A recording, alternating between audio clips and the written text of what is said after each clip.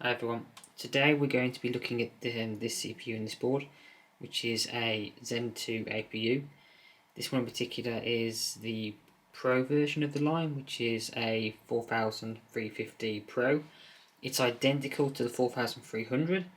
The only difference is there are some extra business or security features on this particular CPU. It's not important for what we're looking at today, but that's the main difference. So if you get a 4300 or a 4350, you will get the same results overall.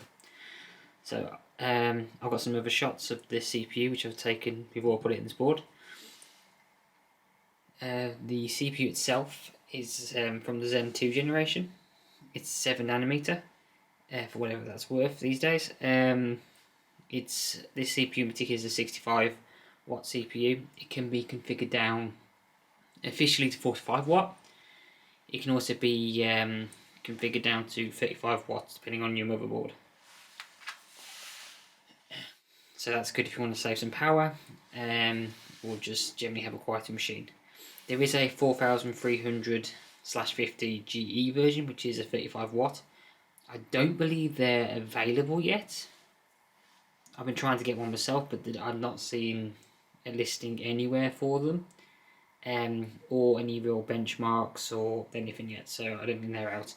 But today we'll be looking at this CPU, what it can do in terms of benchmarks and general multi-threaded performance. This is only obviously a 4-core 8-thread CPU. There are a 6-core 12-thread and a 8-core 16-thread version of the CPU. They cost considerably more than this one. This only costs about 100 quid. These are hard to get, but they're probably worth getting. But if you can't, then the 3000 series will probably be good enough. Just be aware you cannot use a 3000 series APU in a B550 motherboard, and you cannot use a 4000 series APU in a B450 motherboard. There are some BIOS updates available from some manufacturers that allow it, but those seem to be few and far between. So let's do some benchmarks and see where this CPU lands in terms of performance compared to other 4-core CPUs. And let's look at the graphical side as well to see what games it can play and its kind of limits, to see what we can run just using the integrated graphics of this CPU.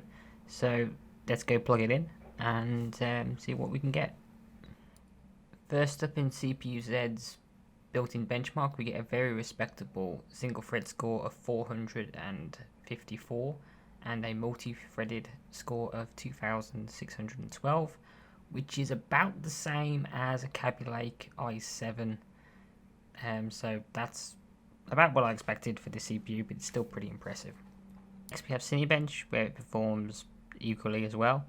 It scores 2303, which once again is about where an i7 Kaby Lake is.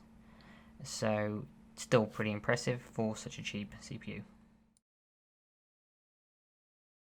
Next up we have 3D Mark. In TimeSpy we get 1153. In Firestrike we get 3015. In Night Raid we get 12,115. And lastly, in Wildlife, we get 6,166. So, pretty respectable scores all round. Seems to be about where a GT 1030 or GTX 750 Ti is. So, we'll have to test that another day in more detail, but it seems to be where it's landing in terms of benchmarks, using 3D Mark anyway. Okay, let's start with some games then. First up, I'm going to look at Final Fantasy XIV's built-in benchmark for Shadowbringers. I've set it to standard laptop, which is its lowest preset. We're getting about 30 frames, a little higher, a little lower at times. So for an MMO, that's perfectly playable. I think it would be nice to get something better, but you've got to remember there is no graphics card in this machine. This is just the integrated graphics. So, and at the end of the benchmark, it rates it quite high. You get a score of 4,727, which is respectable, but it's playable, but you'd probably want a graphics card to play a game like this. You can turn the resolution down, but this is what you get.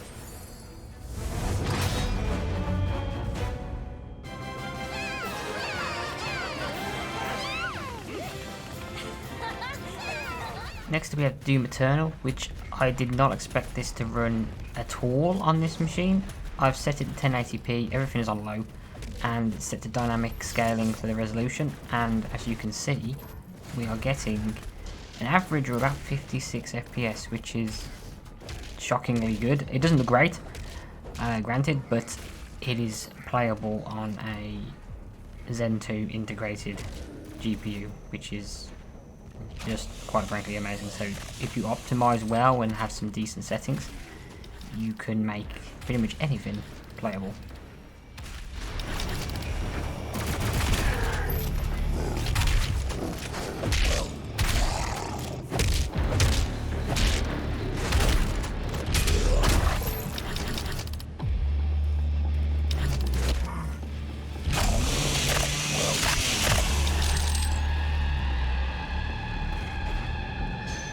Next up we have another new game, Baldur's Gate 3.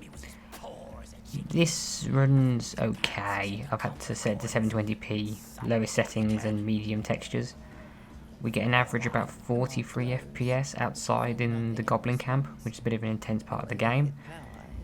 Playable for a turn-based game, so you can just about get away with it with this CPU, but once again it's another situation where you probably want to invest in at least a mid-range to low-end GPU to complement the CPU.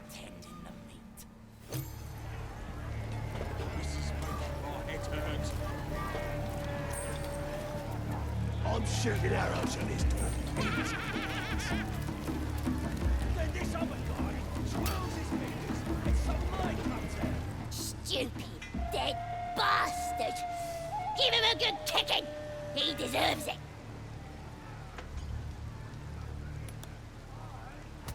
Yeah! Right in the nashes! You're alright.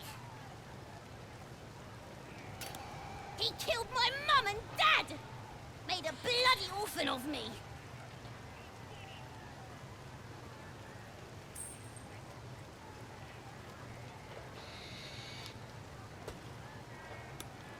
I ain't bothered about it. Better off without them. Stupid old geezers should have put up more of a fight. Don't mean we can't enjoy putting the boot into this prick a stick, though. He's the first human I ever killed. Next up we have Rogue Company, another game from this year.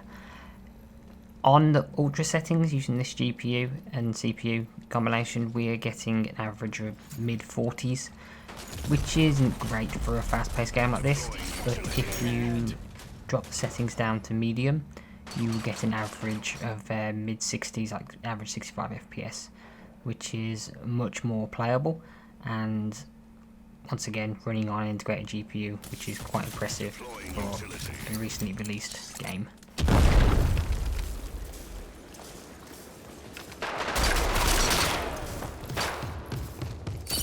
Seconds remaining.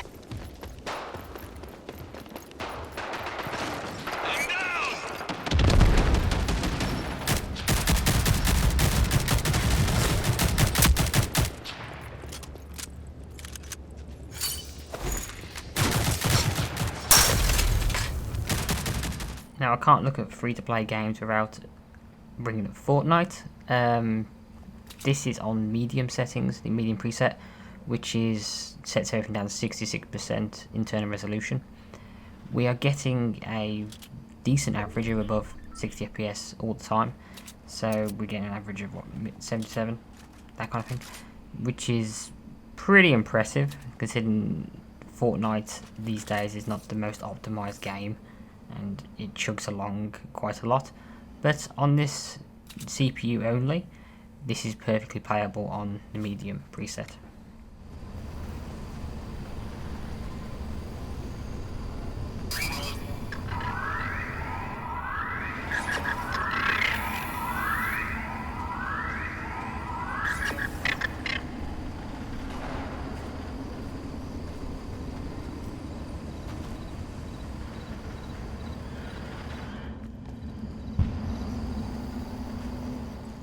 Here we have Strange Brigade. This is on the lowest setting at 1080p. We are getting an average of about 32 FPS, which isn't great. To get a smoother experience, you will need to go into the settings and crank down the internal resolution down to 50%, which will give you a much smoother frame rate of about, not quite 60, but close to 60 FPS.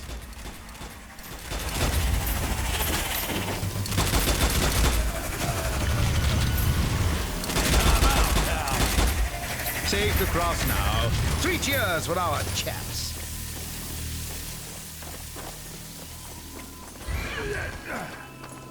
Ammo. Oh, yeah. Aha! Take that, young cryptic cat.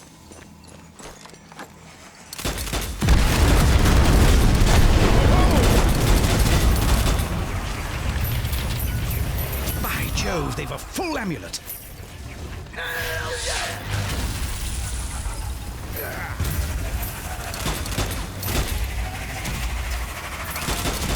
Next we have Bioshock Infinity. This is midway through the game.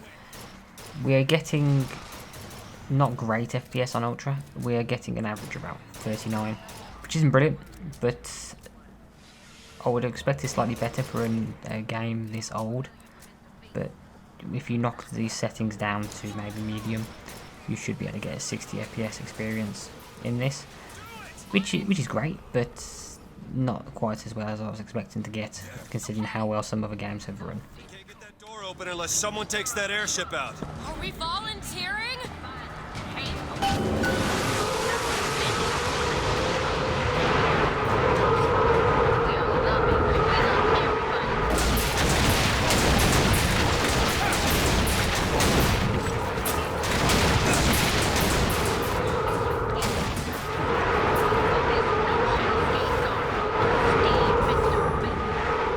Next up we have Spellbreak, which is a battle royale magic based game. It is on low with 100% resolution. If you knock the resolution down lower, you get a better FPS, but this is a nice compromise. You get an average about 45 FPS, which, while playable, might not be quite right for a game like this, where you might want fast reflexes and as many frames as you can get. But fun game, certainly playable. But another situation where you may want to invest in a mid-range second-hand card.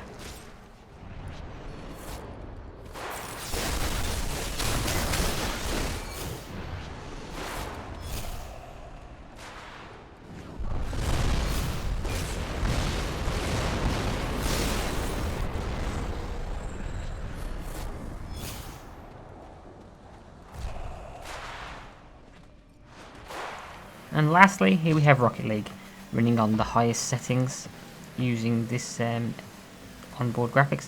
We're getting an average of about 48 FPS, but there are obviously settings lower than this that you can set it to, and you should easily get above 60 FPS, no problem with just a little bit of tweaking. This game doesn't quite require 60 FPS, I don't think, but it is nice to have that smoother experience.